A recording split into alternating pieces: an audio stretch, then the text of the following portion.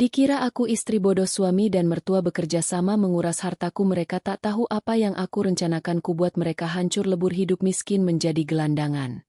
Sebelum lanjut ke cerita selanjutnya, yuk subscribe dan like. Absen dulu di kolom komen ya ah. Alia berdiri di depan cermin besar di kamar pengantin hotel mewah itu, menatap dirinya sendiri dengan mata yang sedikit berembun. Gaun putih gading berlapis payet berkilauan membalut tubuhnya dengan sempurna, membuatnya tampak anggun dan berwibawa. Rambut panjangnya disanggul elegan, dihiasi tiara kecil pemberian mendiang ibunya. Hari ini seharusnya menjadi hari terindah dalam hidupnya. Hari ketika ia mengikat janji suci dengan pria yang ia cintai, Raka. Alia berasal dari keluarga kaya raya. Ayahnya seorang pengusaha properti yang sukses, dan meski kini kedua orang tuanya sudah tiada, warisan melimpah yang ditinggalkan membuat hidup Alia tak pernah kekurangan. Tapi justru karena itu, banyak orang di sekitarnya selalu melihatnya sebagai gudang uang berjalan. Ia sempat takut menikah hanya akan membuatnya dimanfaatkan. Namun, sejak bertemu Raka, rasa takut itu seolah sirna. Raka datang dalam hidupnya seperti pahlawan. Tampan, humoris, penuh perhatian. Meski berasal dari keluarga sederhana, Alia jatuh hati karena ia merasa Raka tulus mencintainya, bukan hartanya. Keyakinan itulah yang membuatnya berani membuka pintu hati, lalu menerima lamaran Raka. Cantik sekali, nak. Suara lembut seorang wanita paruh baya memecah lamunannya. Alia menoleh, melihat Bu Ratna, calon mertuanya, berdiri di ambang pintu. Wajah Bu Ratna dihiasi senyum manis, namun ada sesuatu yang samar di sorot matanya. Sebuah sinar tajam yang hanya muncul sekilas lalu hilang kembali. "Terima kasih, Bu," jawab Alia sambil tersenyum sopan. Bu Ratna melangkah masuk, memandang Alia dari atas sampai bawah dengan tatapan menilai, seperti menaksir barang di etalase. "Kamu memang pantas mendampingi Raka. Aku bahagia sekali kalian akhirnya menikah." Alia menunduk, merasa sedikit canggung. Sejak awal, ia tak pernah benar-benar dekat dengan calon mertuanya itu. Ada jarak yang tak bisa dijelaskan, meski Bu Ratna selalu menampilkan wajah ramah. Tak lama kemudian, pintu terbuka lagi. Raka masuk dengan setelan jas hitam yang membuatnya semakin tampan. "Sayang," panggilnya. Matanya berbinar menatap Alia. Degup jantung Alia berdebar. Senyum Raka, suara lembutnya, semua membuat hatinya hangat. Ia begitu yakin, inilah pria yang akan menemaninya seumur hidup. "Sudah siap, calon istriku?" bisik Raka, mendekat sambil menggenggam tangannya. Alia mengangguk. "Siap." Mereka berdua kemudian berjalan menuju aula resepsi. Musik lembut mengalun, tamu undangan berdiri, memandang pasangan pengantin itu dengan decak kagum. Fotografer sibuk mengabadikan setiap momen, sementara Alia merasa seakan sedang melangkah ke dalam mimpi indah. Pesta berlangsung meriah. Banyak tamu dari kalangan bisnis ayahnya datang, memberi ucapan selamat. Alia mendengar beberapa bisik-bisik tentang perbedaan status mereka. Alia itu kaya sekali, suaminya dapat jackpot. Tapi Alia menepis pikiran itu. Ia percaya Raka mencintainya, bukan hartanya. Di atas panggung pelaminan, Alia melihat senyum sumringah Bu Ratna. Wajahnya tampak bahagia, namun tatapan matanya kepada Alia terasa lain, seperti tatapan yang menyembunyikan sesuatu. Alia sempat merinding, tapi buru-buru menenangkan diri. Mungkin aku hanya terlalu lelah.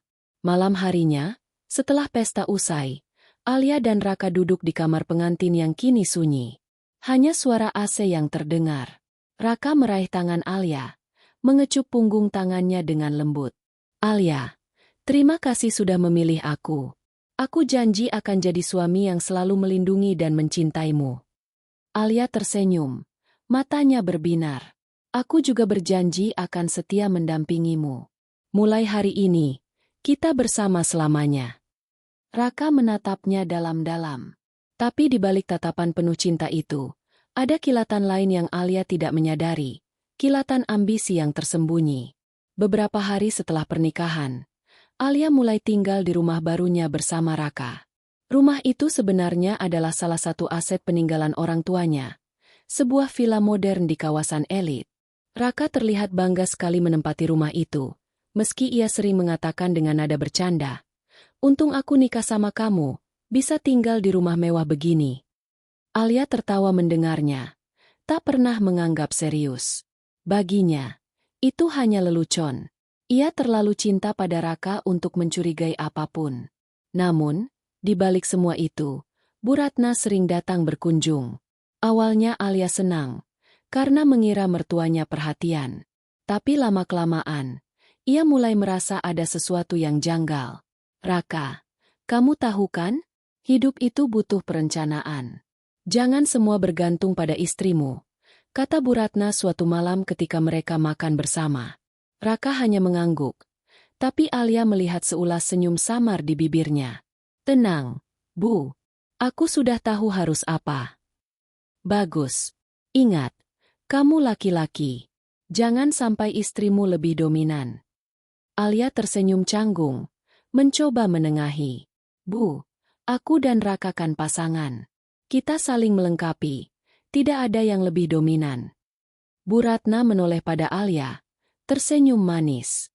"Oh, tentu, Nak. Aku hanya mengingatkan." Percakapan itu berlalu, tapi di hati kecil Alia muncul tanda tanya. Suatu malam, ketika Alia sudah tertidur, Raka menerima telepon dari ibunya. Ia berjalan keluar kamar agar tidak membangunkan istrinya. Suaranya terdengar pelan, tapi cukup jelas untuk terdengar dari jendela yang sedikit terbuka. "Bu, tenang saja. Dia benar-benar percaya padaku. Semua hartanya ada dalam genggamanku. Tinggal tunggu waktu." "Bagus, Nak," jawab Bu Ratna dari seberang.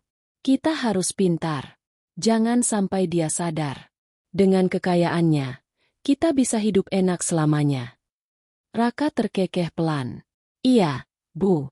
Alia itu terlalu polos. Dia kira aku menikahinya karena cinta." Percakapan itu berakhir dengan tawa pelan keduanya.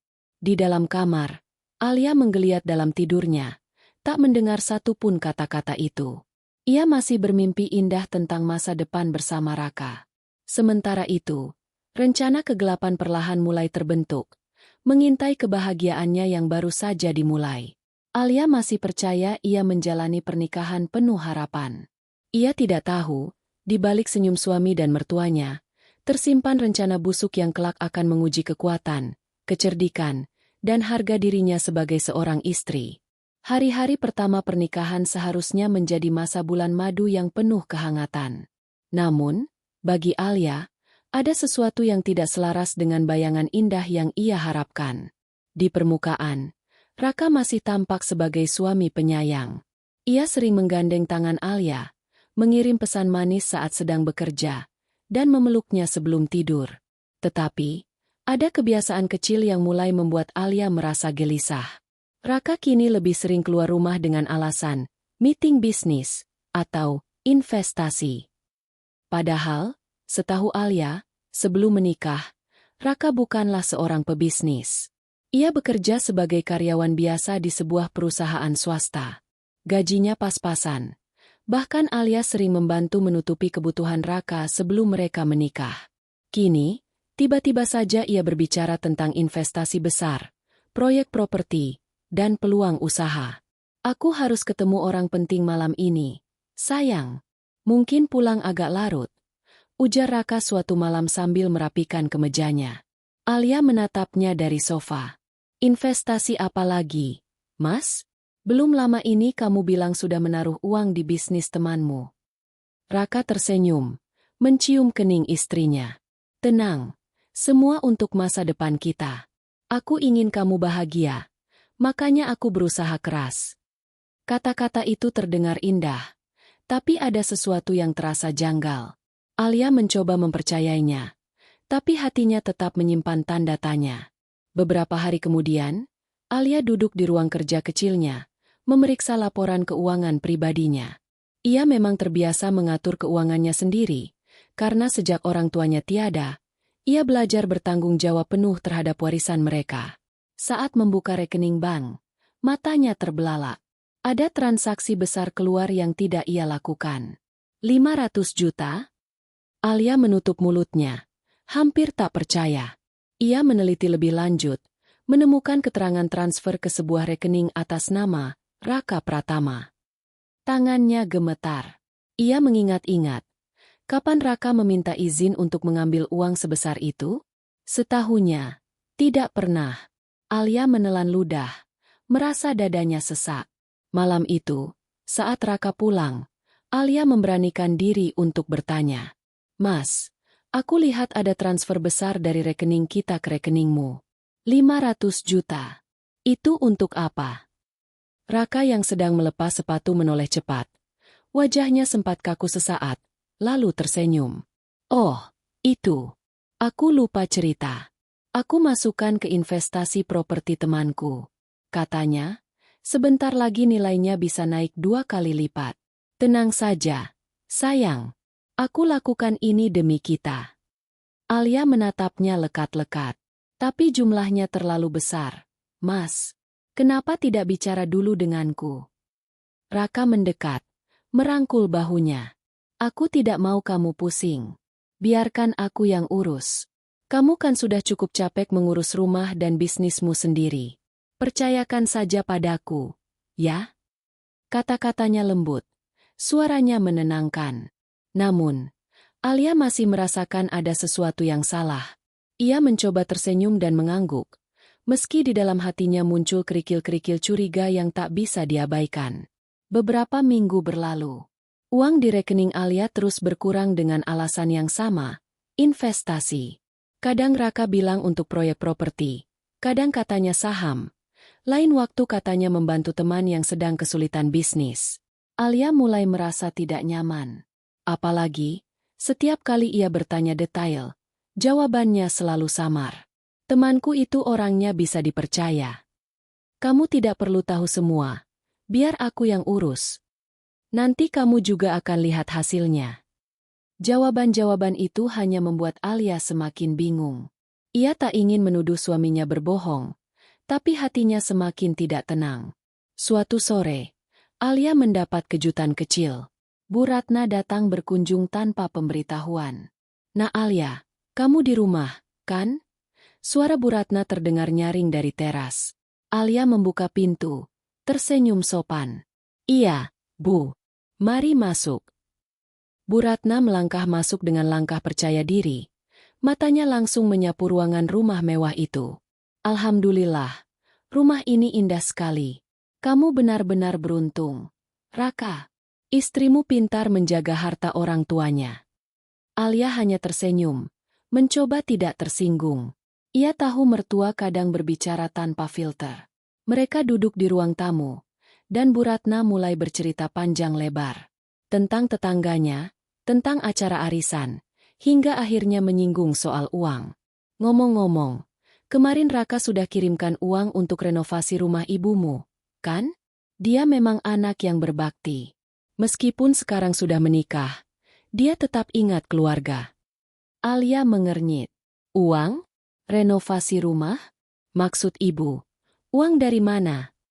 Bu Ratna tampak terdiam sejenak, lalu tersenyum canggung. Oh, jadi kamu belum tahu? Ya, tidak apa-apa. Mungkin Raka tidak sempat cerita. Alia mencoba tetap tenang, tapi dalam hatinya gelombang kecurigaan makin kuat.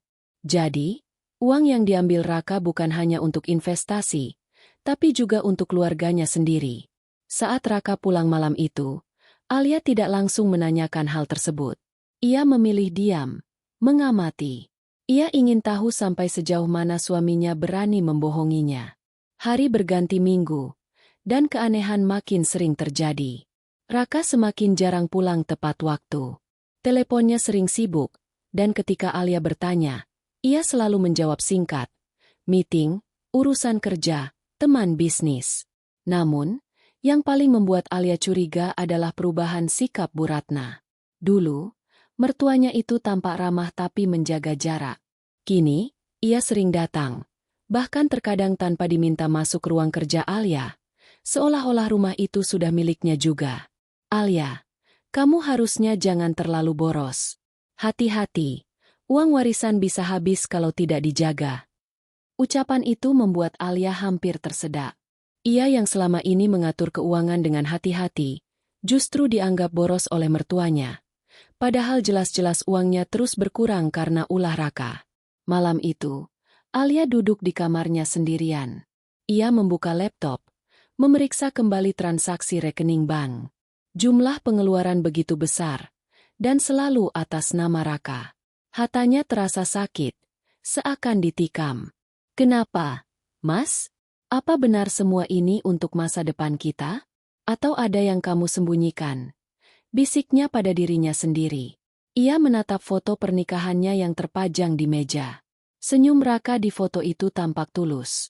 Tapi sekarang, senyum itu seperti topeng. Alia memejamkan mata. Ia mulai merasakan sesuatu yang lebih dari sekadar kecurigaan. Sebuah firasat buruk. Firasat bahwa pernikahannya tidak seindah yang ia bayangkan. Untuk pertama kalinya sejak menikah, Alia berpikir, apakah aku sudah melakukan kesalahan besar? Alia belum tahu bahwa kecurigaan kecil ini hanyalah awal dari kenyataan pahit. Di balik semua senyum manis Raka dan Bu Ratna, ada rencana jahat yang perlahan akan menggerogoti hidupnya. Hari itu hujan turun deras, membasahi kaca jendela rumah besar Alia. Ia duduk sendirian di ruang kerja, menatap layar laptop yang menampilkan transaksi rekeningnya. Jantungnya berdetak kencang setiap kali melihat angka-angka yang terus berkurang. Seolah ada tangan tak kasat mata yang perlahan-lahan mencekik lehernya. Uang warisan orang tuanya, yang dulu membuatnya merasa aman, kini seperti menguap begitu saja. Alia menggigit bibir bawahnya, menahan perasaan campur aduk. Ia ingin percaya pada Raka. Tetapi semakin hari alasan-alasan suaminya terdengar tidak masuk akal. Apa benar semua ini demi masa depan kami? Atau hanya kedok untuk sesuatu yang lain? Suatu malam, Alia memutuskan menunggu Raka pulang. Waktu sudah menunjukkan hampir tengah malam. Hujan masih turun, namun ia tetap duduk di ruang tamu. Lampu temaram membuat suasana semakin dingin. Pukul 1 dini hari, pintu rumah terbuka. Raka masuk dengan wajah lelah namun senyum yang dipaksakan. "Kamu belum tidur, sayang?" tanyanya, sambil melepaskan jasnya. Alia menatapnya, mencoba tersenyum. "Aku menunggumu." "Dari mana?" "Meeting," jawab Raka cepat. "Tadi agak lama karena harus bahas proyek." Alia menatap jam di dinding. "Sampai jam 1 malam? Meeting apa yang seserius itu?" Raka terdiam sejenak, lalu tersenyum lagi. "Ya begitulah dunia bisnis. Kamu tidak perlu khawatir." Alia menunduk, mencoba menahan amarahnya. Ia ingin bertanya lebih lanjut, tapi ia tahu Raka akan kembali memberi jawaban samar. Maka, untuk pertama kalinya, Alia memilih untuk diam, tapi bukan berarti menyerah. Malam itu, ia bertekad untuk mencari tahu sendiri kebenarannya. Kesempatan datang beberapa hari kemudian. Raka mengatakan ia harus pergi keluar kota untuk urusan kerja. 2 hari saja. "Sayang, kamu jaga diri di rumah, ya?" katanya sambil mencium kening Alia. Alia mengangguk, menahan perasaan gelisah. Begitu Raka pergi, ia menyiapkan diri untuk mengikuti jejak suaminya. Dengan bantuan sahabatnya, Dina, yang bekerja sebagai wartawan investigasi, Alia mendapatkan alamat hotel tempat Raka menginap. Sore itu, Alia dan Dina duduk di mobil yang terparkir tak jauh dari hotel. Jantung Alia berdegup kencang. Keringat dingin membasahi telapak tangannya. "Yakin kamu mau lihat ini, Alia?" tanya Dina, menatapnya penuh kekhawatiran. Alia menggenggam erat tasnya. "Aku harus tahu. Aku tidak bisa terus hidup dalam kebohongan." Tak lama kemudian, pintu hotel terbuka. Raka keluar, dan di sampingnya ada seorang wanita muda dengan gaun merah mencolok. Mereka tertawa bersama, tampak begitu akrab, bahkan bergandengan tangan. Alia tertegun. Dunia seakan berhenti berputar. Rasanya seperti ada pisau yang menusuk hatinya berkali-kali. Semua kepercayaannya runtuh dalam sekejap. "Ya Allah," bisik Alia. Air matanya mengalir tanpa bisa ditahan. Dina meraih tangannya, menenangkannya. "Aku sudah duga. Dia tidak jujur padamu." Alia hanya terisak. Dadanya terasa sesak. Ia tidak menyangka pria yang ia percayai sepenuh hati ternyata menusuknya dari belakang. Malam itu, Alia pulang dengan hati hancur. Ia tidak langsung mengkonfrontasi Raka. Sebaliknya, ia memilih untuk menyimpan bukti. Dina berhasil mengambil beberapa foto Raka bersama wanita itu. Alia memandangi foto-foto itu berulang kali di ponselnya. Senyum manis Raka yang dulu membuatnya jatuh cinta, kini terlihat menjijikan di samping wanita lain. Namun, rasa sakit itu berubah menjadi sesuatu yang lain, api kemarahan yang perlahan menyala dalam dirinya. Jadi selama ini bukan hanya uangku yang kau rampas, Raka, tapi juga cintaku, harga diriku. Baiklah, kalau kalian pikir aku wanita bodoh, kalian salah besar. Beberapa hari kemudian, Bu Ratna datang lagi ke rumah. Alia mencoba menahan diri, tapi percakapan mereka membuat hatinya semakin panas. Nah Alia, kamu harus banyak bersyukur punya suami seperti Raka. Dia itu anak yang baik, rajin, dan bertanggung jawab. Tidak semua laki-laki bisa begitu. Alia tersenyum tipis. Iya, Bu. Saya bersyukur. Bu Ratna melanjutkan dengan nada yang lebih tajam, meski masih dibungkus senyuman. Tapi, kamu jangan terlalu mengatur. Biarkan Raka yang urus keuangan. Kamu kan perempuan, tidak usah terlalu repot memikirkan bisnis. Tugasmu cukup melayani suami saja. Kata-kata itu menusuk hati Alia. Ia menatap mertuanya, berusaha tetap tenang. Maaf, Bu. Sejak orang tua saya meninggal, saya terbiasa mengurus keuangan sendiri. Dan saya rasa, sebagai pasangan, saya dan Raka harus sama-sama tahu. Bu Ratna terdiam sesaat, lalu tertawa kecil. Kamu pintar, Nak. Tapi ingat, laki-laki itu tidak suka kalau merasa disaingi. Jangan sampai rumah tangga retak hanya karena kamu terlalu keras kepala. Alia hanya menunduk, namun di dalam hatinya ia mendidih. Kini ia semakin yakin bahwa Bu Ratna tidak pernah benar-benar menyukainya. Wanita itu hanya berpura-pura manis di depan, padahal jelas ia menginginkan kendali atas harta Alia. Malamnya, Raka pulang lebih awal. Alia mencoba mengajaknya bicara serius.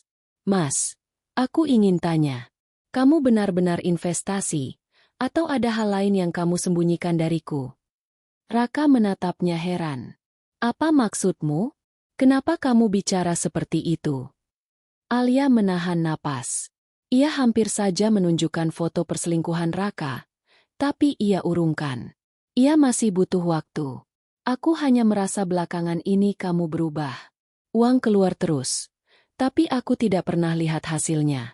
Aku takut kamu salah langkah. Raka mendekat, meraih tangannya. Sayang, jangan berpikir macam-macam. Aku melakukan ini semua demi kita. Percayalah padaku. Alia tersenyum hambar. Baiklah, Mas. Aku percaya. Tapi dalam hati, ia berbisik. Percaya? Tidak lagi. Yang kamu lihat sekarang hanyalah topeng. Sama seperti topengmu, Raka. Beberapa minggu berikutnya, Alia mulai melihat retakan lain pada topeng yang selama ini dikenakan Raka dan Bu Ratna. Raka semakin sering keluar malam, dengan alasan yang sama. Bu Ratna kedapatan meminjam uang menggunakan nama Alia tanpa izin. Alia menemukan kwitansi pembelian barang-barang mewah, tapi tidak pernah melihat barangnya di rumah. Semua itu membuatnya yakin bahwa mereka berdua bekerja sama. Suatu malam, saat Alia berpura-pura tidur, ia mendengar Raka berbicara di telepon dengan ibunya. Tenang saja, Bu. Semua sudah sesuai rencana. Dia benar-benar tidak curiga. Kalau semua aset sudah berpindah, barulah kita. Suara Raka merendah, tidak terdengar jelas. Namun, cukup untuk membuat darah Alia berdesir. Ia menutup matanya rapat, menahan tangis, berusaha tidak bergerak agar Raka mengira ia tertidur. Saat itu, topeng Raka benar-benar retak di matanya. Malam itu, Alia menangis tanpa suara. Tapi di balik air mata, lahir tekad yang baru. Baiklah, Raka. Baiklah, Bu Ratna. Kalian kira aku istri bodoh? Kalian salah besar. Mulai sekarang, aku akan berpura-pura lebih bodoh lagi, supaya kalian semakin lengah. Dan ketika waktunya tiba, kalian akan menyesal karena meremehkanku. Alia menatap cermin di kamarnya. Matanya sembab, tapi sorotnya tajam. Untuk pertama kali, ia berjanji pada dirinya sendiri, aku tidak akan jadi korban. Aku akan jadi pelaku. Pelaku balas dendam yang akan membuat kalian hancur. Topeng Raka dan Bu Ratna mulai retak. Alia kini sudah tahu bahwa ia hidup dalam kebohongan. Namun, ia tidak memilih menyerah. Justru, dari sinilah lahir rencana balas dendam yang akan mengubah segalanya. Malam itu, setelah mendengar percakapan Raka dengan ibunya, Alia tidak bisa tidur sama sekali. Ia berbaring di ranjang, menatap langit-langit kamar dengan pikiran yang berputar cepat. Kata-kata Raka terus terngiang-ngiang di telinganya. Kalau semua aset sudah berpindah, barulah kita. Hatinya remuk. Pria yang ia cintai, yang dulu ia percayai sepenuh hati, ternyata hanya memandangnya sebagai jalan menuju kekayaan. Lebih parah lagi, mertuanya ikut serta dalam rencana busuk itu. Air matanya jatuh lagi, tapi kali ini bukan semata karena sakit hati. Ada kemarahan membara di baliknya. Kemarahan yang perlahan berubah menjadi tekad. Aku tidak bisa terus jadi korban. Aku harus bertindak, tapi bukan dengan emosi. Aku harus pakai akal. Kalau mereka pintar bersekongkol, aku harus lebih pintar dari mereka. Keesokan paginya, Alia bangun dengan wajah biasa saja. Ia berusaha menampilkan diri seperti istri penurut yang tidak tahu apa-apa. Saat Raka turun ke meja makan, Alia menyapanya dengan senyum hangat. "Mas, sarapannya sudah siap." Raka menatapnya sedikit heran. "Kamu kelihatan ceria hari ini." Alia tersenyum lembut. "Aku hanya ingin jadi istri yang baik." Raka tertawa kecil, lalu mencium pipinya. "Itu baru istriku. Aku suka kalau kamu begini." Dalam hati, Alia mual mendengar kata-kata itu. Tapi ia menahan diri. Ia tahu, mulai hari ini, ia harus memainkan peran yang sempurna. Beberapa hari berikutnya, Alia mulai bergerak diam-diam. Ia menemui pengacara keluarga, Pak Adrian, yang sudah lama mengurus legalitas warisannya. "Bu Alia, sudah lama tidak ke kantor saya. Ada urusan apa?" tanya Pak Adrian sambil menyuguhkan teh hangat. Alia menatap pria parubaya itu dengan mata yang serius. "Pak, saya ingin menanyakan tentang perlindungan aset. Kalau misalnya saya ingin memindahkan sebagian harta saya ke rekening lain, bisa dilakukan tanpa sepengetahuan suami, kan?" Pak Adrian mengangguk. "Tentu saja. Semua harta warisan yang Anda terima sebelum menikah adalah milik pribadi Anda. Suami tidak berhak kecuali Anda memberikannya." Alia menghela napas lega. "Bagus. Saya ingin semua aset saya, rumah, saham, deposito, dipindahkan atas nama saya sendiri, tanpa ada akses orang lain, termasuk suami." Pak Adrian tampak sedikit heran. "Boleh saya tahu alasannya?" Alia menunduk, menahan air mata yang hampir jatuh. "Anggap saja saya sedang belajar hati-hati. Saya tidak ingin terjadi sesuatu yang tidak diinginkan." Pak Adrian tidak banyak bertanya lagi. Ia hanya mengangguk dan mencatat semua permintaan Alia. "Baik, Bu. Akan saya urus secepatnya." Selain mengamankan aset, Alia juga mulai mengumpulkan bukti. Setiap kali Raka meminta uang untuk investasi, ia diam-diam menyimpan salinan transaksi. Ia juga merekam percakapan-percakapan yang mencurigakan dengan ponsel yang ia sembunyikan di ruang tamu atau kamar. Malam itu, misalnya, ketika Raka berbicara lagi dengan ibunya melalui telepon, Alia pura-pura masuk kamar mandi. Padahal, ponselnya yang sudah disetel merekam percakapan itu dari balik bantal. "Bu, tenang saja." Dia semakin penurut. "Aku bisa ambil uang kapan saja. Sebentar lagi, semua miliknya akan jadi milik kita." "Bagus, Nak," jawab Bu Ratna dari seberang. "Ibumu ini bangga sekali. Setelah itu, kau bisa hidup bebas. Kalau perlu, tinggalkan saja dia." Cari wanita yang lebih mengerti kebutuhanmu. Alia mendengar rekaman itu setelah Raka tidur. Tubuhnya gemetar menahan emosi. Jadi benar. Bahkan mertuanya mendorong Raka untuk meninggalkannya setelah hartanya habis dikuras. Namun, alih-alih marah terbuka, Alia tersenyum tipis. Baiklah. Terima kasih sudah memberikan bukti nyata, Bu. Hari-hari Alia kini penuh dengan kepura-puraan. Di depan Raka dan Bu Ratna, ia tampak seperti istri yang manis dan polos.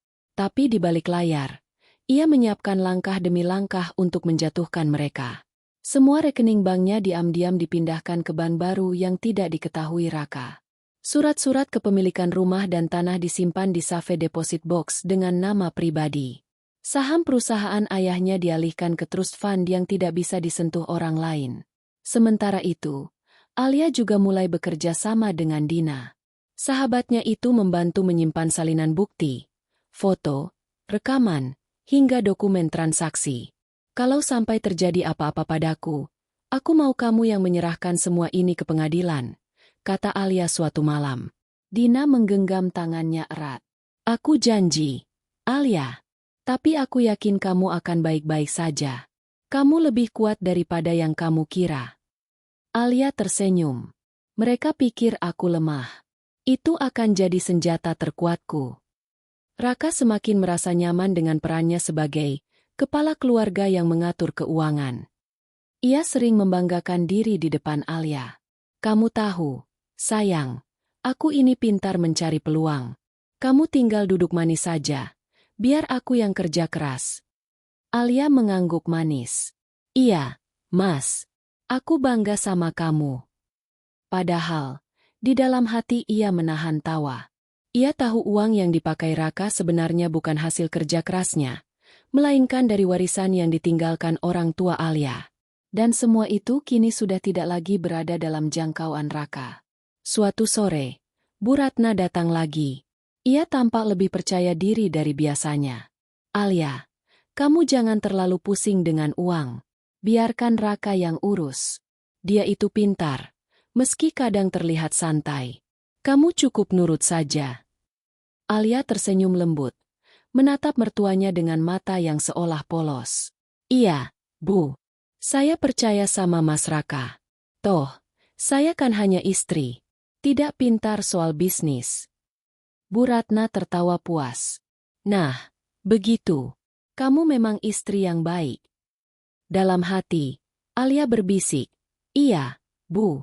Saya istri yang baik. Untuk saat ini.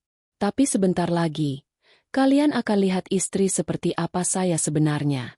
Suatu malam, Alia berdiri di depan cermin kamarnya, menatap pantulan dirinya sendiri.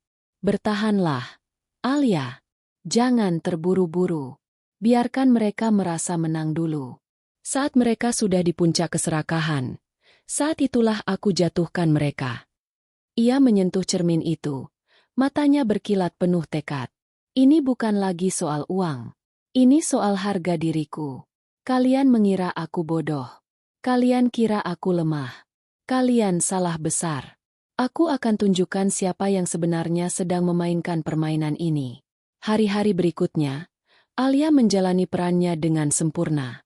Ia memasak makanan favorit Raka, menyiapkan teh untuk Bu Ratna, tersenyum manis setiap kali diminta uang. Ia bahkan pura-pura tidak tahu ketika melihat Raka menerima telepon dari wanita lain. Semua itu bagian dari strategi. Alia tahu, semakin ia terlihat bodoh dan penurut, semakin besar rasa percaya diri Raka dan Bu Ratna. Dan semakin besar rasa percaya diri mereka, semakin cepat mereka menggali lubang kehancuran mereka sendiri.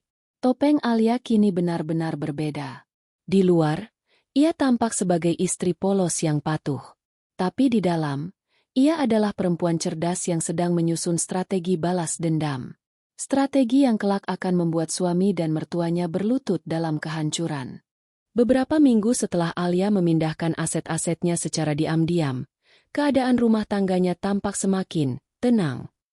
Raka merasa semakin berkuasa. Bu Ratna semakin sering datang dengan berbagai nasihat, dan Alia, seperti biasa, tampak hanya mengangguk dan tersenyum. Namun di balik senyum itu, Alia sedang memainkan permainan halus. Ia tahu, waktu untuk memulai jebakan sudah tiba. Sore itu, Alia duduk di ruang tamu sambil membaca majalah properti. Ia sengaja meninggalkan majalah itu terbuka pada halaman rumah-rumah mewah dengan harga fantastis.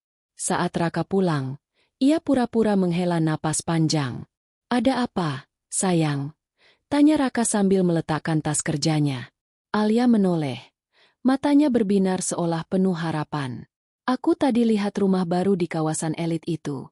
Mas, cantik sekali. Taman luas, kolam renang besar. Rasanya aku ingin sekali punya rumah seperti itu." Raka langsung tertarik. "Berapa harganya?" "Kurang lebih 20 miliar, jawab Alia, seolah ragu. "Tapi sepertinya tidak mungkin, ya?" Raka tersenyum sinis. "Sayangku, apa sih yang tidak mungkin? Uangmu banyak. Kalau kamu mau, kita bisa beli. Apalagi kalau aku yang urus. Pasti bisa dapat lebih murah." Alia menunduk, menggigit bibir seolah berpikir. "Tapi, aku takut salah langkah. Aku tidak paham soal jual-beli properti. Aku hanya takut ditipu." Raka langsung duduk di sampingnya, menggenggam tangannya. "Tenang saja, kamu punya aku. Serahkan semua padaku. Aku yang urus. Kamu cukup tanda tangan." Senyum kecil muncul di bibir Alia. Tepat seperti yang kuinginkan. Keesokan harinya, Bu Ratna datang. Alia sudah menyiapkan skenario. "Bu, kemarin saya lihat rumah bagus sekali. Saya kepikiran untuk beli. Tapi saya bingung. Apa sebaiknya begitu?" Mata Bu Ratna langsung berbinar. "Tentu saja. Kalau kamu punya uang, jangan biarkan menganggur. Rumah itu bisa jadi investasi. Apalagi kalau Raka yang urus, dijamin aman." Alia berpura-pura ragu. "Tapi uangnya besar sekali, Bu. 20 miliar.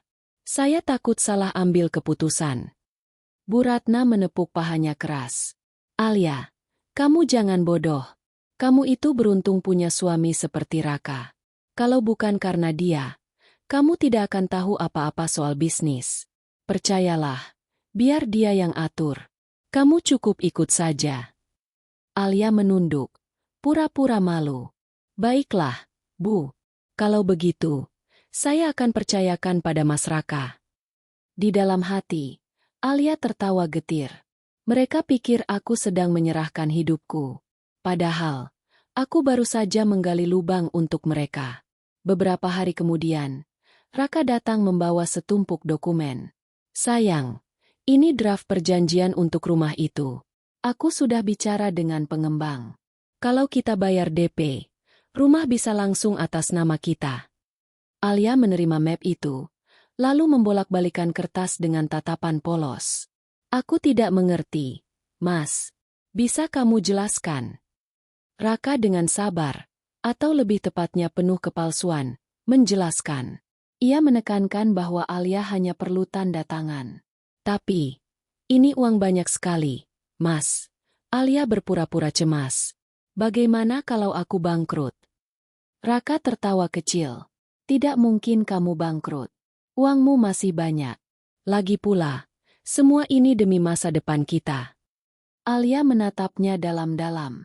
"Baiklah, aku akan tanda tangan. Kalau Mas janji tidak akan meninggalkanku." Raka tampak sedikit terkejut, tapi segera menutupinya dengan senyum manis. "Sayang, tentu saja aku tidak akan meninggalkanmu. Kamu istriku, cintaku." Alia tersenyum, lalu menandatangani kertas itu. Kertas yang sebenarnya sudah ia ganti dengan dokumen kosong, berkat bantuan Pak Adrian. Malam itu, Alia menelepon Dina. Umpan pertama sudah mereka makan, katanya dengan nada penuh kepuasan. "Bagus," jawab Dina. "Sekarang apa langkah berikutnya?" Alia tersenyum licik. "Aku akan buat mereka merasa semua berjalan mulus. Biar mereka semakin rakus. Dan saat mereka sudah terlalu percaya diri, aku tarik karpet di bawah kaki mereka." Hari-hari berikutnya, Raka dan Bu Ratna semakin terbuai. Mereka percaya Alia benar-benar bodoh dan sepenuhnya menyerahkan keuangan kepada mereka. Raka mulai sering pulang dengan wajah penuh kemenangan. Ia bercerita tentang keuntungan yang ia dapat dari berbagai investasi yang ia urus. Tentu saja, semuanya hanya karangan untuk membuat Alia semakin percaya. Bu Ratna pun semakin lantang memberi nasihat. Alia, jangan banyak tanya. Percaya saja pada Raka. Kamu ini istri beruntung, tahu? Alia selalu menjawab dengan senyum manis. Iya, Bu. Saya memang beruntung. Tapi di dalam hati, ia berbisik, beruntung karena aku tahu siapa kalian sebenarnya. Jebakan Alia tidak hanya berhenti pada rumah itu. Ia mulai memberi sinyal bahwa ia masih punya banyak aset lain yang belum tersentuh. Suatu sore, ia sengaja berkata pada Raka, Mas, aku dengar ada proyek investasi emas yang katanya sangat menguntungkan. Tapi aku tidak tahu apakah itu benar atau penipuan. Mata Raka langsung berbinar. Emas? Itu bagus sekali. Kalau kamu mau, aku bisa cek. Kita bisa masukkan uang lebih banyak ke sana. Alia pura-pura ragu. Tapi aku tidak tahu caranya. Raka menepuk dadanya. Serahkan semua padaku. Dan sekali lagi, jebakan baru dipasang. Malam itu, Alia kembali berdiri di depan cermin. Mereka benar-benar buta oleh keserakahan, katanya lirih. Tidak butuh waktu lama sebelum semua topeng mereka jatuh. Matanya berkilat. Ia tahu permainan ini baru saja dimulai. Raka, Bu Ratna, kalian pikir aku istri bodoh. Tapi sebentar lagi, kalian akan tahu siapa sebenarnya yang sedang mengendalikan permainan ini. Hari-hari berlalu dengan tenang di mata orang luar. Alia tetap terlihat sebagai istri penurut yang selalu mengikuti kemauan suami dan mertuanya. Tapi di balik semua itu, ia sudah menyiapkan panggung untuk titik balik besar dalam permainan ini. Raka semakin tenggelam dalam rasa percaya diri. Setiap kali Alia menyerahkan sejumlah uang untuk investasi, wajahnya berseri-seri. Ia bahkan sering pulang larut malam dengan alasan bertemu klien. Padahal Alia tahu ia hanya menghamburkan uang ke klub malam dan wanita lain. Bu Ratna pun semakin sering datang, seolah ia yang memegang kendali penuh. Alia, kamu ini benar-benar beruntung. Kalau bukan karena Raka, mungkin hartamu sudah habis untuk hal-hal bodoh. Dia itu tahu bagaimana mengelola uang. Alia hanya tersenyum. Iya, Bu. Saya memang tidak pintar.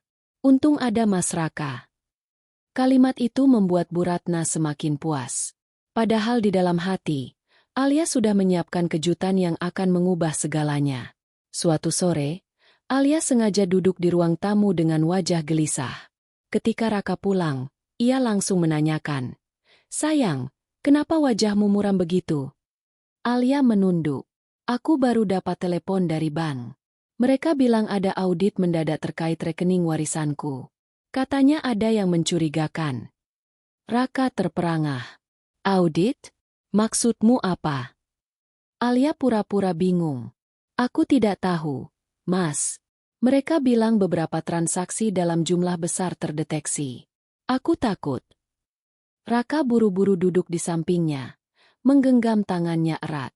Tenang, itu pasti tidak apa-apa. Aku yang urus semuanya. Kamu tidak perlu khawatir. Alia menatapnya dengan mata berkaca-kaca. Mas yakin? Kalau sampai ada masalah, aku bisa kehilangan semua uangku.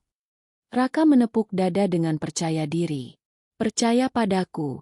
Sayang, aku tidak akan biarkan itu terjadi. Alia mengangguk pelan. Baiklah, aku percaya. Padahal, telepon dari bank, itu hanyalah bagian dari rencana. Ia sengaja mengatur percakapan palsu melalui koneksi Pak Adrian, pengacaranya, agar Raka panik tapi sekaligus semakin ingin mengendalikan segalanya. Beberapa hari kemudian, Bu Ratna datang dengan wajah cemas. Alia, Raka cerita soal audit itu. Kamu jangan cemas. Percaya saja, semua akan baik-baik saja selama Raka yang urus. Alia pura-pura menangis kecil. Tapi Bu, kalau sampai aku kehilangan semua uangku, bagaimana? Bu Ratna menepuk pundaknya. Justru itu, Kamu jangan ambil keputusan sendiri. Biarkan Raka yang pimpin. Jangan sampai kamu bikin kesalahan. Alia mengusap air matanya dan menatap mertuanya dengan polos. Baik, Bu. Saya akan serahkan semuanya ke Mas Raka. Di dalam hati, Alia tersenyum. Bagus. Makin dalam kalian masuk perangkapku. Titik balik mulai terlihat ketika Raka semakin sibuk. Ia bukan hanya mengurus investasi fiktif, tapi juga mulai mengatur properti yang katanya untuk masa depan mereka. Alia sengaja membiarkannya merasa berkuasa. Namun, di balik layar, Alia sudah memastikan semua dokumen yang ditandatangani sebenarnya tidak memiliki nilai hukum. Berkat bantuan Pak Adrian, setiap perjanjian yang Alia tandatangani hanyalah salinan kosong, sementara dokumen asli aset sudah diamankan dalam trust fund. Raka tidak menyadari bahwa ia hanya menandatangani kertas kosong yang tak berarti. Malam itu, ketika Raka sedang mandi, ponselnya berdering. Alia mengintip layar, dan senyum tipis terukir di wajahnya. Nama kontak itu adalah Sinta tanda ciuman. Ia tidak membuka pesan, cukup memotret layar dengan ponselnya sendiri. Lalu ia menyimpan foto itu sebagai salah satu bukti tambahan. Ketika Raka keluar, Alia tersenyum lembut. Mas, aku bikin teh hangat, ya? Wah, enak sekali. Kamu memang istri terbaik, kata Raka tanpa curiga. Alia berbalik ke dapur dengan hati yang dingin. Kau pikir aku tidak tahu, Raka? Semua kebusukanmu akan segera aku buka. Hari berikutnya, Alia mengundang Dina ke rumah. Mereka duduk di kamar, jauh dari telinga siapapun. Semua bukti hampir lengkap, kata Alia sambil menunjukkan rekaman percakapan Raka dengan ibunya, foto pesan dari wanita lain, dan salinan dokumen kosong yang sudah ditandatangani Raka. Dina terbelalak. Ya Tuhan, Alia, mereka benar-benar sudah kelewatan.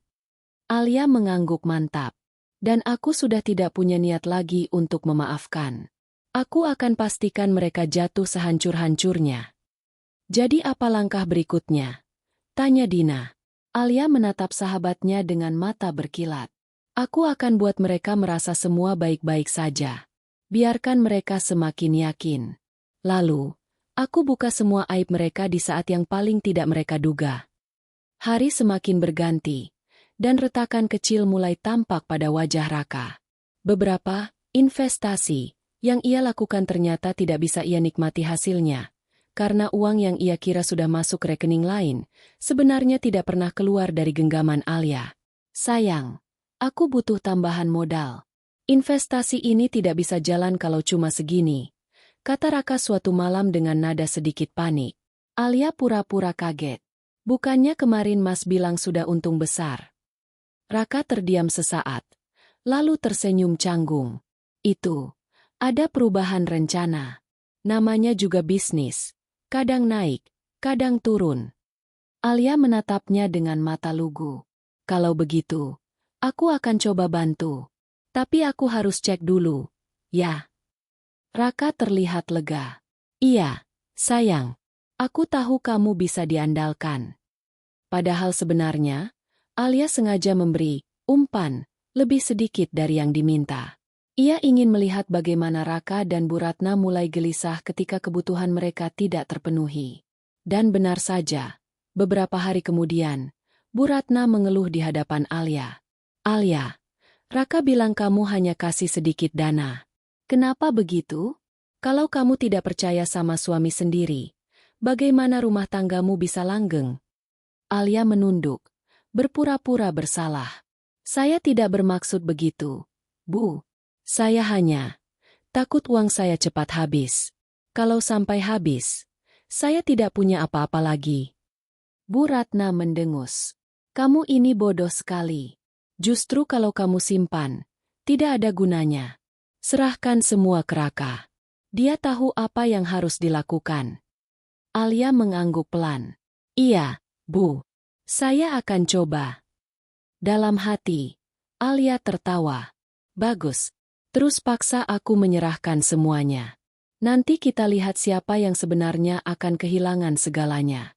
Malam itu, Alia kembali berdiri di depan cermin. Wajahnya yang dulu penuh air mata kini terlihat berbeda. Lebih dingin, lebih tegas. Aku sudah sampai di titik balik, katanya pelan pada bayangan dirinya. Mulai sekarang, permainan ini akan semakin cepat. Mereka pikir aku istri bodoh. Padahal aku yang sedang menggiring mereka menuju jurang. Matanya menyala penuh tekad. Raka, Bu Ratna, bersiaplah. Kalian tidak akan pernah melihat apa yang akan datang. Hari-hari yang sebelumnya penuh kepalsuan mulai menunjukkan retakan. Raka, yang selama ini terlihat percaya diri, mulai tampak sering gelisah.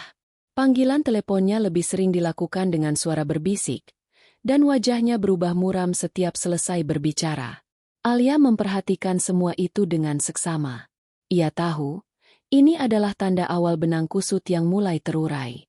Suatu malam, ketika Raka sedang mandi, ponselnya kembali berbunyi. Alia melirik sekilas. Kali ini bukan pesan dari wanita, melainkan nomor tak dikenal yang terus-menerus masuk. Ia tidak berani mengangkat, tapi cukup mencatat nomor itu. Saat Raka keluar dari kamar mandi, wajahnya berubah pucat ketika melihat ada panggilan tak terjawab. "Mas, ada telepon." "Dari siapa?" tanya Alia pura-pura polos. "Bukan siapa-siapa," jawab Raka cepat, lalu buru-buru menghapus riwayat panggilan. Alia menunduk, seolah tidak ingin memperpanjang. "Oh, baiklah." Padahal, ia sudah mengirim nomor itu ke Dina untuk dilacak. Malam itu juga, Dina menghubungi Alia. "Itu nomor debt collector, Lee. Mereka terkenal kejam. Kalau Raka sudah dihubungi mereka, berarti dia punya utang besar." Alia terdiam sejenak. Lalu senyum dingin muncul di bibirnya. Jadi, inilah kebohongan berikutnya yang akan jadi senjata untuk menghancurkannya. Keesokan harinya, Raka pulang lebih awal dengan wajah kusut. "Ada apa, Mas?" tanya Alia, berusaha menahan senyum. "Tidak ada apa-apa," jawabnya singkat. "Mas terlihat capek sekali. Apa pekerjaan di kantor berat?" Raka hanya menghela napas. "Biasa, bisnis tidak selalu mulus." Alia mengangguk manis. "Kalau begitu, biar aku pijat supaya Mas rileks." Raka tersenyum tipis. "Istriku memang baik sekali." Namun di balik sikap manis itu, Alia tahu Raka sedang menutupi sesuatu. Dan ia akan membiarkan kebohongan itu semakin menumpuk, hingga akhirnya runtuh dengan sendirinya. Beberapa hari kemudian, Bu Ratna datang dengan wajah marah. "Alia, kenapa kamu tidak segera kasih uang lagi ke Raka? Dia itu pusing karena dananya kurang." Alia berpura-pura terkejut. "Mas Raka tidak bilang apa-apa ke saya, Bu. Katanya semua baik-baik saja." Bu Ratna mendengus kesal. "Itu karena dia tidak mau kamu khawatir. Tapi kamu ini istri, harusnya mengerti. Jangan bikin Raka tambah susah." Alia menunduk. Matanya berkaca-kaca. "Saya bukan tidak mau, Bu. Tapi saya takut. Kemarin pihak bank telepon lagi soal audit. Saya benar-benar takut kalau tiba-tiba semua uang saya dibekukan." Bu Ratna terdiam sesaat, lalu berkata dengan nada menekan. "Alia, kamu terlalu cemas. Percaya saja. Kalau kamu tidak mau percaya, berarti kamu meragukan suamimu sendiri." Alia mengusap air matanya. "Bukan begitu, Bu. Saya percaya. Hanya saja, saya takut sekali kehilangan segalanya." Bu Ratna menghela napas panjang. "Dasar bodoh. Untung Raka masih sabar sama kamu." Alia hanya menunduk, tapi di dalam hatinya ia tertawa. "Teruslah sebut aku bodoh, Bu. Karena sebentar lagi, justru kalian yang akan kehilangan segalanya." Sementara itu, tekanan dari luar semakin besar. Debt collector semakin gencar menagih Raka. Alia diam-diam mendengar percakapan Raka di ruang kerja melalui rekaman ponsel yang ia sembunyikan. "Pak, tolong beri saya waktu seminggu lagi. Saya pasti bisa bayar." Iya, saya janji. Jangan ganggu istri saya. Dia tidak tahu apa-apa." Alia mendengarkan rekaman itu di kamar sendirian. Senyum tipis muncul di wajahnya. "Bagus, Mas. Terus sembunyikan semua dariku. Karena semakin banyak yang kamu tutupi, semakin besar ledakan yang akan terjadi nanti. Suatu malam, Alia sengaja memancing percakapan. Mas, beberapa hari ini Mas sering terlihat murung. Apa ada yang salah? Raka terdiam lama sebelum menjawab. Tidak ada, sayang. Aku hanya capek. Alia menatapnya dengan mata penuh kasih. Kalau Mas ada masalah, jangan dipendam sendiri. Aku ingin jadi istri yang bisa dipercaya. Raka tersenyum samar. Kamu memang istri yang baik. Tapi masalah ini bukan urusanmu. Alia menghela napas, pura-pura kecewa. Baiklah, kalau Mas tidak ingin cerita, aku tidak akan memaksa. Padahal, justru inilah yang ia inginkan.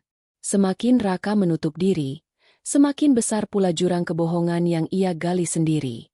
Puncak pertama terjadi seminggu kemudian. Debt collector datang langsung ke rumah.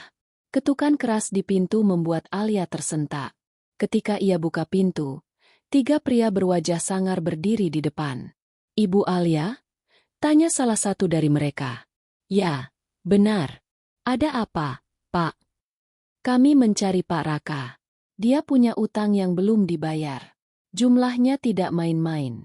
Kalau dia tidak bisa bayar, kami terpaksa ambil jalan lain. Alia pura-pura kaget. Matanya melebar. Utangnya? Saya tidak tahu apa-apa. Pria itu menatapnya tajam. Ya sudah, sampaikan ke suami Anda. Waktu dia tidak banyak. Begitu mereka pergi, Raka datang tergopoh-gopoh dengan wajah panik. Kamu bicara apa ke mereka? Bentaknya.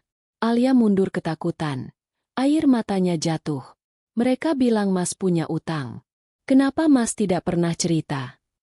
Raka mengusap wajahnya frustrasi.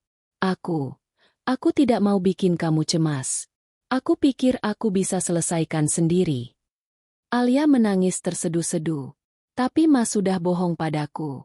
Aku ini istrimu. Mas, kenapa semua ditutupi?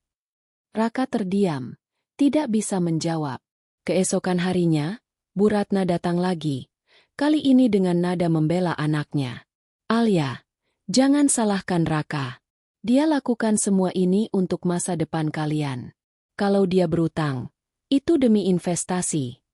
Alia menatap mertuanya dengan mata sembab. Tapi Bu, kenapa saya tidak pernah diberitahu? Semua ini uang saya. Kalau sampai habis, saya tidak punya apa-apa lagi. Bu Ratna menepuk bahunya keras. Jangan bodoh. Kamu punya Raka. Selama dia ada, kamu tidak akan kekurangan. Percaya saja. Alia hanya menunduk, menangis. Dalam hatinya, ia tahu momen ini penting. Karena perlahan, benang kusut kebohongan Raka mulai terlihat di depan mata semua orang. Malam itu, Alia menulis sesuatu di buku catatannya. Benang kusut mulai terurai. Mereka pikir aku rapuh. Padahal aku hanya menunggu waktu. Aku tidak akan buru-buru. Aku ingin mereka merasakan tekanan, kegelisahan, dan ketakutan. Hingga akhirnya, aku yang mengumumkan akhir permainan. Ia menutup buku itu, lalu menatap cermin. Raka, Bu Ratna, selamat datang di fase baru. Sebentar lagi, kalian akan merasakan balasan dari istri yang kalian kira bodoh. Pagi itu, suasana rumah Alia terasa mencekam.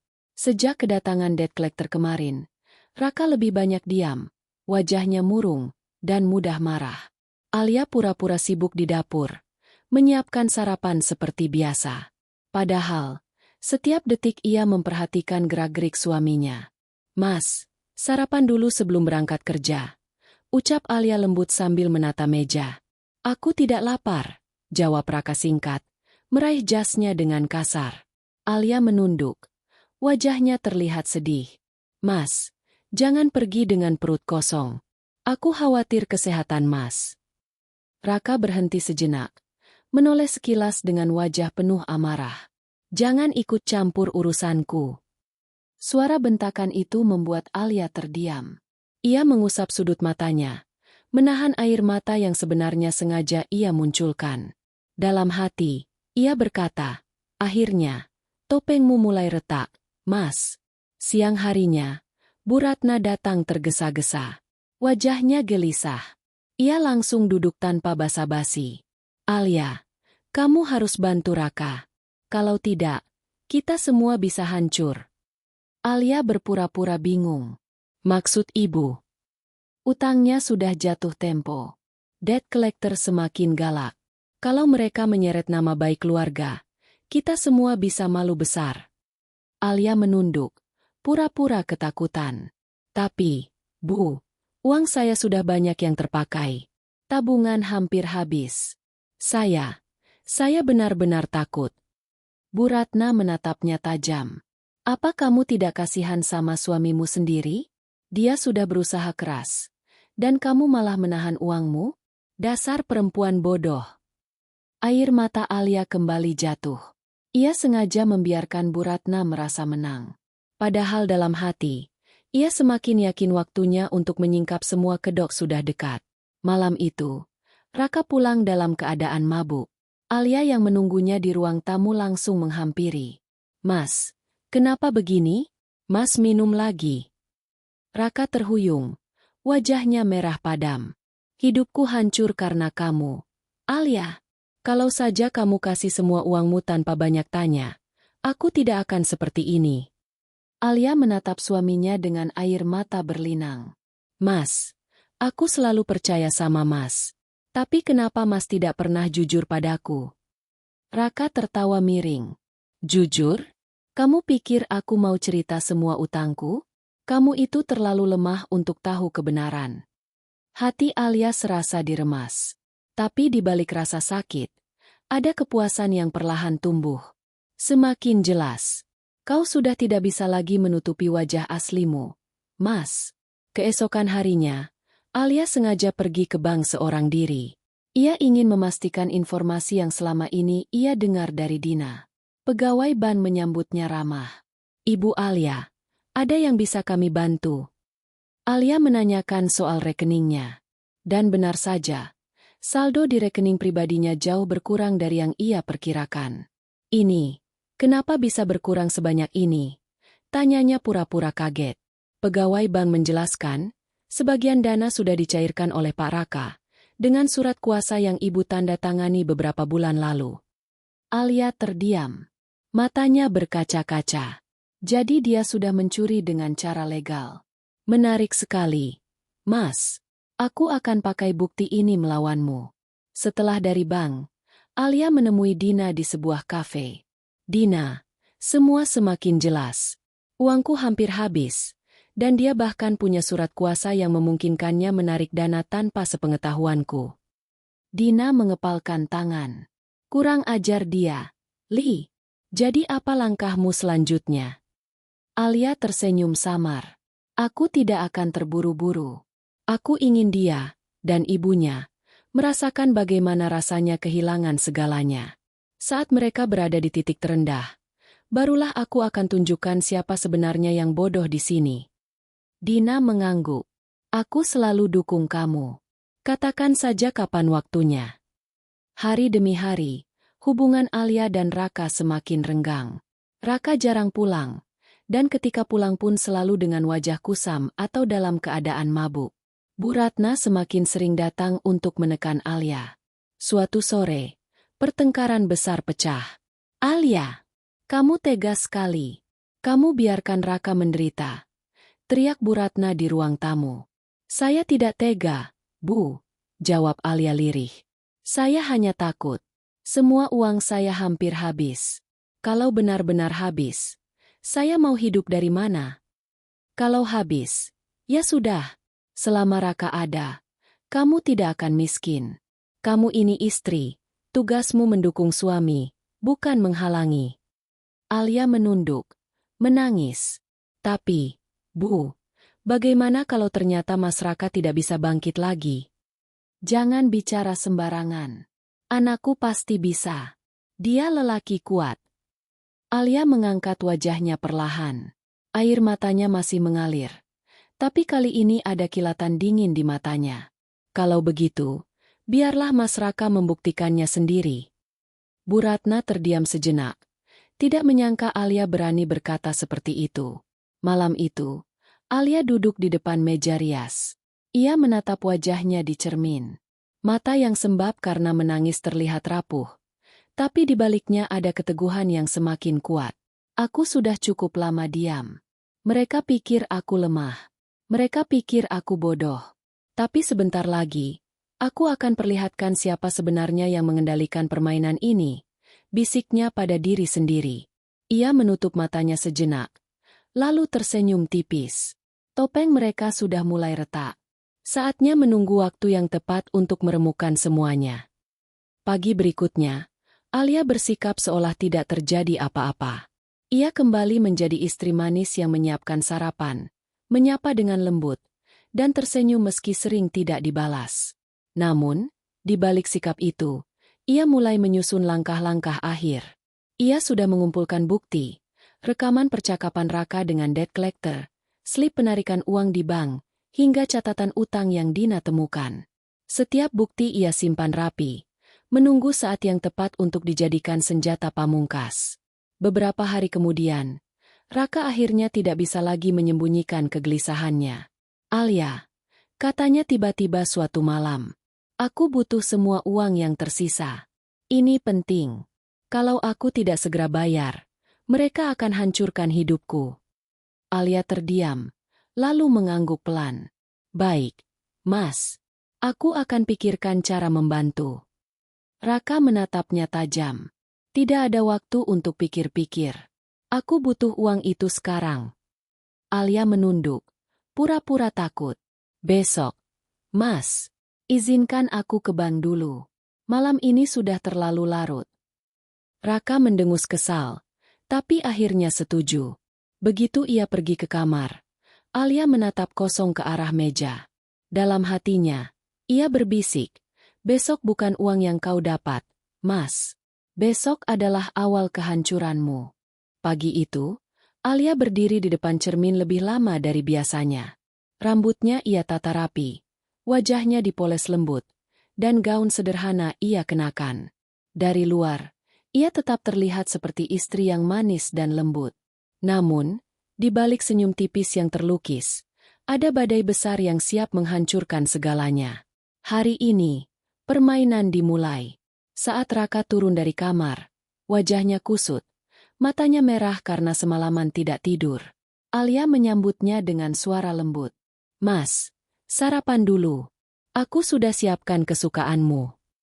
Raka hanya menggeleng kasar. Aku tidak lapar. Kamu sudah ke bank? Alia tersenyum samar. Belum, Mas. Aku sengaja menunggu Mas, supaya kita bisa ke sana bersama. Aku tidak mau ada salah paham lagi.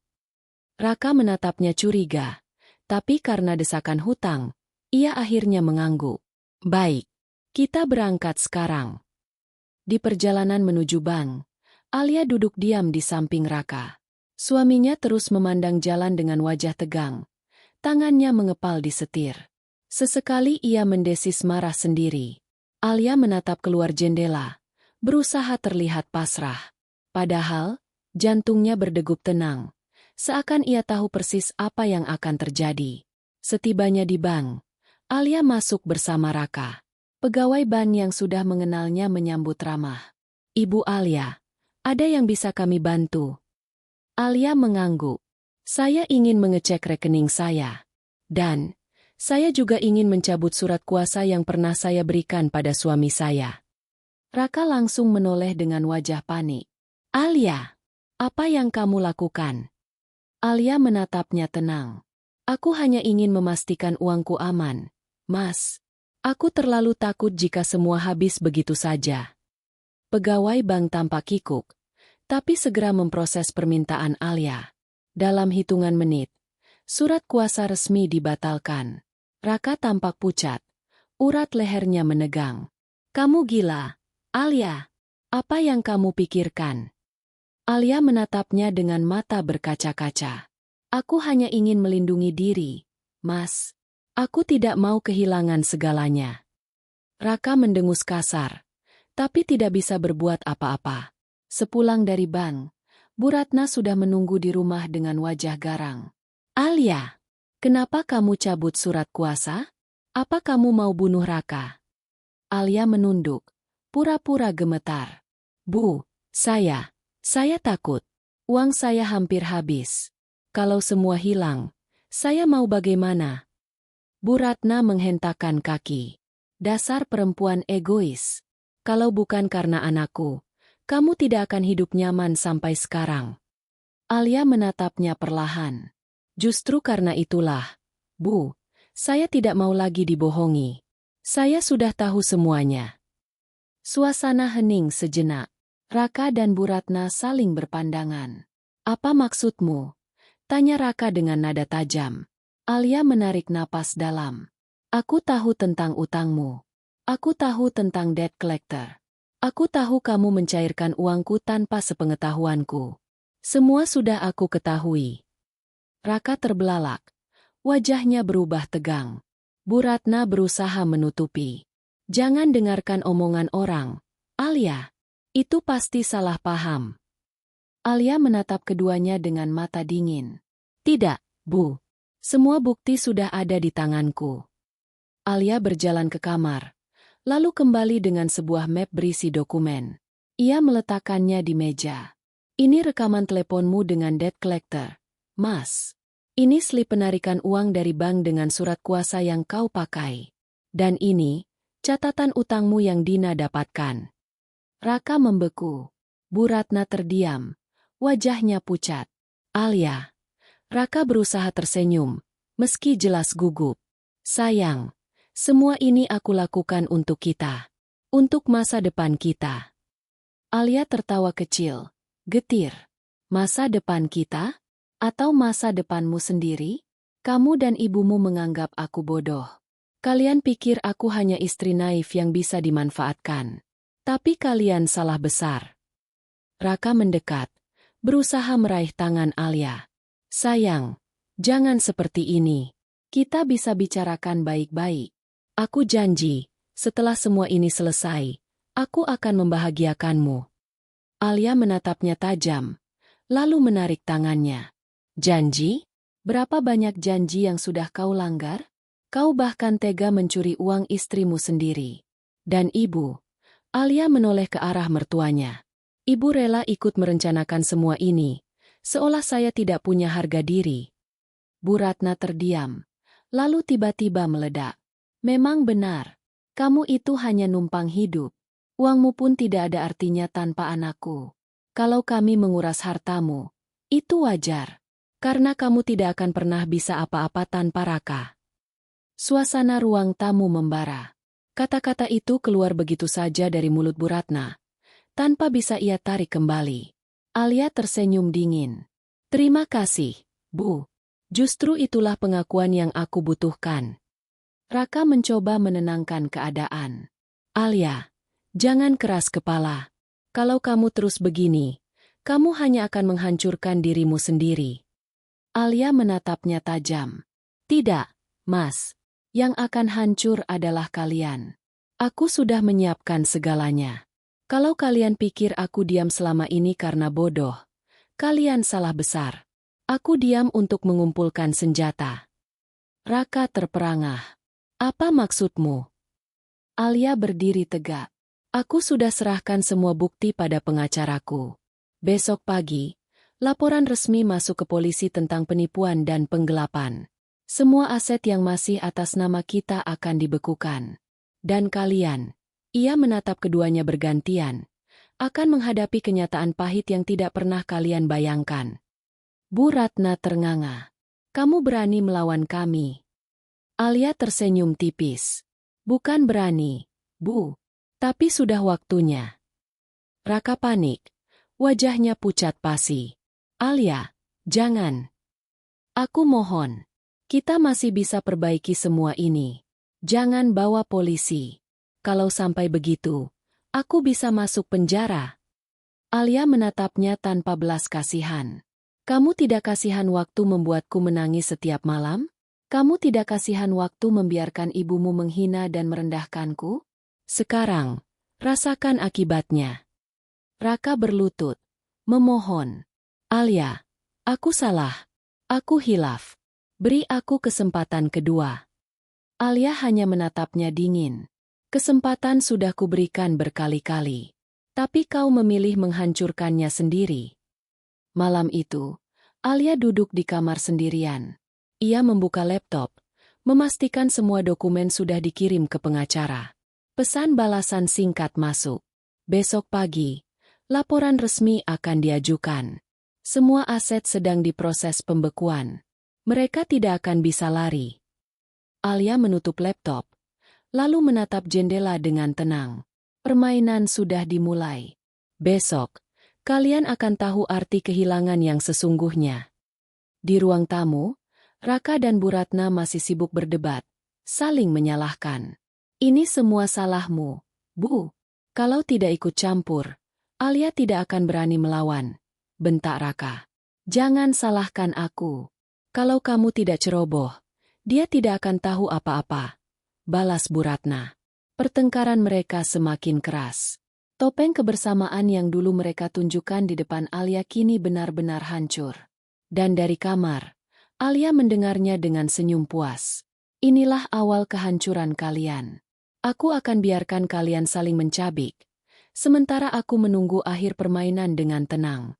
Pagi itu, rumah Alia yang dulu sering ramai oleh suara Bu Ratna dan bentakan Raka terasa lengang. Namun keheningan itu tidak menenangkan, justru mencekam. Di ruang tamu, Raka mondar-mandir seperti orang kehilangan akal. Rambutnya acak-acakan, wajahnya pucat, dan napasnya tersengal. Bu Ratna duduk di sofa, menatap kosong sambil meremas ujung jilbabnya. Apa yang akan terjadi pada kita, nak? Tanya Bu Ratna lirih. Raka menggeleng, hampir putus asa. Aku tidak tahu, Bu. Kalau benar Alia melapor ke polisi dan semua aset dibekukan, kita bisa kehilangan segalanya. Di kamar atas, Alia sedang berdiri di depan jendela, menatap sinar matahari pagi yang masuk dengan tenang. Di tangannya ada secangkir teh hangat. Senyum tipis terukir di wajahnya. Hari ini, akhir permainan dimulai. Sekitar pukul 9, pintu rumah diketuk keras. Raka buru-buru membukanya. Wajahnya langsung pucat ketika melihat dua petugas berseragam bersama seorang pengacara berdiri di depan. Selamat pagi. Kami dari kepolisian. Kami mendapat laporan tentang dugaan penggelapan dana dan penyalahgunaan surat kuasa. Mohon Pak Raka ikut ke kantor untuk pemeriksaan. Raka menoleh panik ke arah Alia yang baru saja turun tangga dengan langkah tenang. Alia, katakan pada mereka ini salah paham. Katakan aku tidak bersalah. Alia berdiri anggun, matanya menatap tajam. Saya hanya menyerahkan semua bukti, Mas. Sisanya biar hukum yang menilai. Pengkhianat. Raka berteriak, wajahnya merah padam. Aku suamimu. Seharusnya kamu melindungiku, bukan menjebloskanku. Alia mendekat perlahan, lalu berbisik dengan suara yang hanya didengar Raka. Seorang suami yang sejati melindungi istri, bukan menguras hartanya. Kau sudah lupa peranmu, Mas. Raka hanya bisa terdiam, sebelum akhirnya digiring keluar oleh petugas. Bu Ratna histeris. Ia berlari ke arah Alia, menarik tangannya kasar. Kamu tega. Kamu tega menghancurkan anakku sendiri. Alia menatapnya dingin. Bu, selama ini siapa yang menghancurkan siapa? Saya yang selalu disalahkan, dihina, dan dianggap bodoh. Padahal, diam-diam saya sudah melihat semua permainan kalian. Kalau bukan karena anakku, kamu tidak akan punya apa-apa, teriak Bu Ratna. Alia tersenyum miring. Justru karena anak ibu, hampir semua yang saya punya hilang. Tapi sekarang, waktunya saya mengambil kembali. Hari-hari berikutnya menjadi mimpi buruk bagi Raka. Pemeriksaan demi pemeriksaan membuat namanya tercemar. Media lokal mulai memberitakan kasusnya. Rekan-rekan bisnis yang dulu dekat, menjauh. Perusahaan kecil yang ia kelola bangkrut dalam hitungan minggu. Alia mengamati semuanya dari jauh. Tetap tenang. Ia tidak perlu lagi melakukan banyak hal. Hukum dan situasi sudah menjadi sekutunya. Bu Ratna semakin terpuruk. Rumah mewah yang dulu ia banggakan dijual untuk menutup sebagian utang, tapi jumlahnya jauh dari cukup. Barang-barang berharga satu persatu hilang dari rumah. Akhirnya, mereka terpaksa pindah ke rumah kontrakan sempit di pinggiran kota. Sementara itu, Alia tetap tinggal di rumah lamanya dengan nyaman. Namun kini, ia tidak sendiri. Dina sering datang menemaninya, memastikan Alia tidak goyah. Suatu sore, ketika Alia sedang menyiram bunga di halaman, Bu Ratna datang dengan wajah lusuh. Pakaian yang ia kenakan jauh dari kesan mewah seperti dulu. "Alia," suaranya bergetar, "tolonglah anakku. Dia bisa masuk penjara lama kalau kamu tidak mencabut laporan itu." Alia meletakkan gembor air, lalu menatapnya dalam. "Bu, selama ini saya diam bukan karena bodoh. Saya diam karena saya menunggu waktu yang tepat. Dan waktu itu sudah tiba." Air mata Bu Ratna jatuh. "Aku mohon, Alia. Aku sudah tua. Aku tidak sanggup melihat anakku hancur." Alia menggeleng pelan. "Ibu tidak ingat? Ibu tidak pernah peduli ketika saya menangis, ketika saya dihina, ketika harta saya dihabiskan. Sekarang, rasakanlah balasannya." Bu Ratna jatuh berlutut, menangis keras. Namun Alia hanya melangkah masuk rumah, menutup pintu tanpa rasa iba sedikit pun. Di dalam rumah kontrakan sempit, Raka duduk termenung. Tangannya memegang surat resmi dari pengadilan. Proses hukum berjalan cepat, dan ancaman hukuman penjara semakin nyata. Ia menatap ibunya dengan wajah hampa. "Semua sudah berakhir, Bu. Aku tidak punya apa-apa lagi." Bu Ratna menangis, memeluk anaknya. "Semuanya salahku, Nak. Kita terlalu tamak. Kita kira Alia lemah, tapi ternyata dia lebih kuat dari yang kita bayangkan." Raka menutup mata. Air matanya jatuh. Untuk pertama kalinya, ia merasakan penyesalan yang sesungguhnya. Di sisi lain, Alia duduk di ruang kerjanya, membuka buku catatan yang selama ini ia isi dengan rencana. Di halaman terakhir, ia menulis, "Balas dendam bukan hanya soal membuat mereka menderita. Balas dendam adalah tentang mengembalikan harga diri yang pernah direbut. Kini, mereka jatuh, dan aku berdiri." Ia menutup buku itu, lalu tersenyum tipis. Beberapa bulan kemudian, kabar terbaru datang. Raka resmi divonis bersalah atas penggelapan dan penipuan. Ia dijatuhi hukuman penjara beberapa tahun. Sementara Bu Ratna, yang tidak lagi memiliki harta dan tempat bergantung, harus hidup sederhana di rumah kontrakan. Orang-orang yang dulu memandang Alia rendah kini menatapnya dengan kagum. Ia dianggap sebagai perempuan tangguh yang mampu bangkit dari keterpurukan. Dalam sebuah acara sosial, banyak yang bertanya bagaimana ia bisa melalui semua itu. Alia hanya tersenyum. Kesabaran adalah senjata terkuat seorang perempuan. Jangan pernah remehkan istri yang kalian kira bodoh. Karena bisa jadi, dialah yang paling berbahaya. Malam itu, Alia duduk sendirian di balkon rumahnya.